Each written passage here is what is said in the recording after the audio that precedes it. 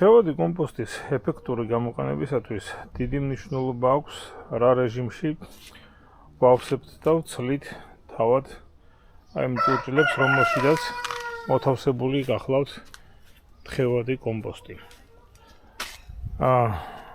ის აუცილებლად უნდა გაივსოს ერთბაშად დაესხას წყალი და 5-7 დღის მერე იქნეს გამოყენებული ასევე ერთბაშად. ანუ ჭურჭელი, რომელშიც თხევადი კომპოსტი მომზადდა, უნდა ერთბაშად გაიცალოს. ამ ვიდეოს გადაღება მაიძულა ერთ-ერთ მაყურებელთან საუბარმა, რომელიც როგორც გამოირკვა, არასწორად იყენებდა თხევად კომპოსტს.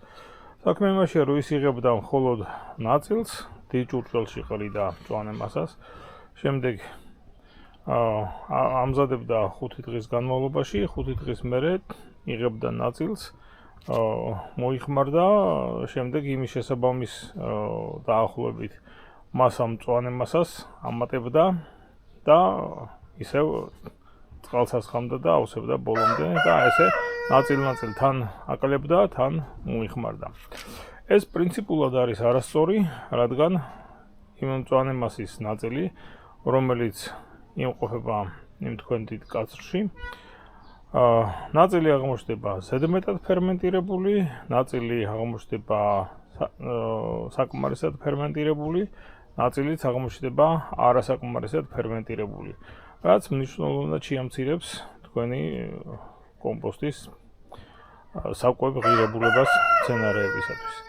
ამიტომ უმჯობესია გამოვიყენოთ შედარებით პატარა ჭურჭლები, მასში ერთბაშად ჩაუყაროთ მწვანე მასა, დავასხათ წყალი, შემდეგ მოვამზადოთ 5-7 დღის განმავლობაში, ინდიკატორი ვიცით, რომ სუნია, როცა სუნია აქვს შესაბამისი, მის საობას გავიკებთ და მხოლოდ ამის შემდეგ ერთბაშად მთლიანად უნდა იქნეს ის გამოყენებული მწვანე მასის ნარჩენი მულჩაში, ხოლო თხევადი კომპოსტი განზავებული ან დეკორატიული მცენარეებისათვის განუზავებელი შეიძლება, ხოლო პოსტეულისათვის აუცილებლად განზავებული უნდა გამოვიყენოთ ერთბაშად 1 დღის განმავლობაში ბაღში. აი ეს არის თხევადი კომპოსტის სწორი გამოყენება.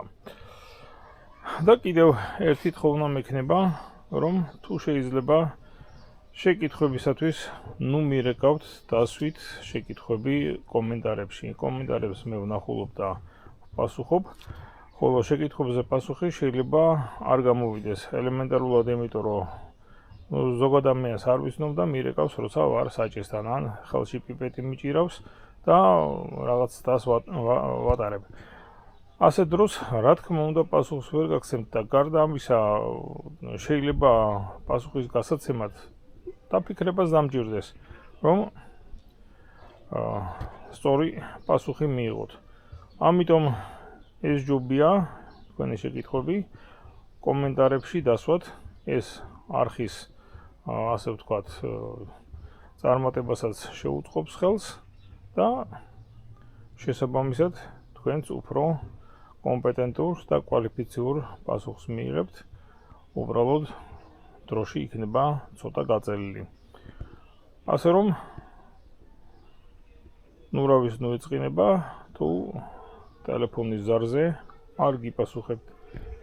ეს არ არის სწორი, ელემენტარულად თქვენი და ჩემი დროის არასწორი ხარჯვა გახლავთ.